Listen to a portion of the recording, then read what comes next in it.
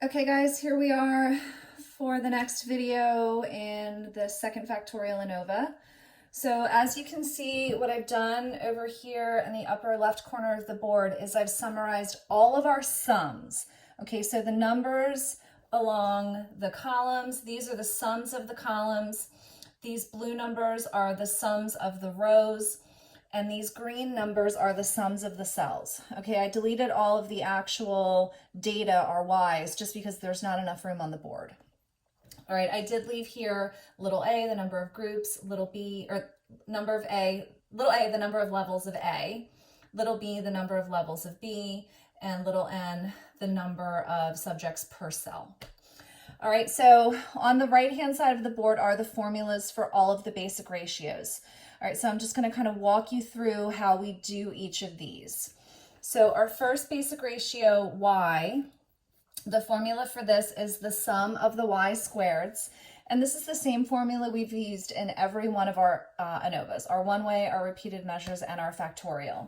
So what we do in here is we're going to plug in each one of our scores. Again, those are the y's, the black numbers from the first two videos that I deleted. So we're going to take each one of those numbers, square them, and add them up. So in this problem, there's a total of, how many observations do we have in this problem? There's 60. All right, so you're going to have 60 numbers in here. You're going to square them, add them up, and you should get 1138. Next, we have the formula for the basic ratio for A, which is the sum of the capital A squareds divided by B times N. All right, and I tried to color code this for you so that it's easy to see where these numbers are coming from. For A, it's the column sums. All right, so 75 squared plus 40 squared plus 36 squared plus 65 squared, and then we divide by B times N, and our B is 3, our N is 5. And when you do that, you should get 849.73. All right, basic ratio for B is just basically the opposite of the basic ratio for A. So it's the sum of the capital B squareds divided by A times N. And our capital B's, you can see these are color-coded. These are our row sums. So 78 squared plus 30 squared plus 108 squared divided by 4 times 5. And you should get 932.4. Next, we have the ABs, which is the sum of the AB squareds divided by N, and our ABs, these are our cell sums.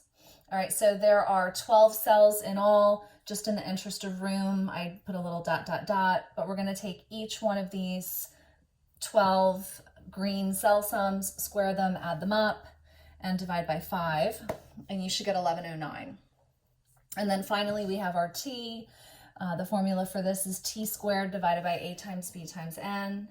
Our T is 216. We're going to square that and divide by 4 times 3 times 5, and you should get 777.6. All right, before you move on from this, you want to do your check and make sure that Y is your biggest, which it is, and you also want to make sure that T is your smallest, which it is. All right, so if you need more time with this, I recommend you just kind of pause this video as you walk through it, plug in your numbers, and make sure that you're getting the same numbers as me. When I come back, we're going to do the sums of squares.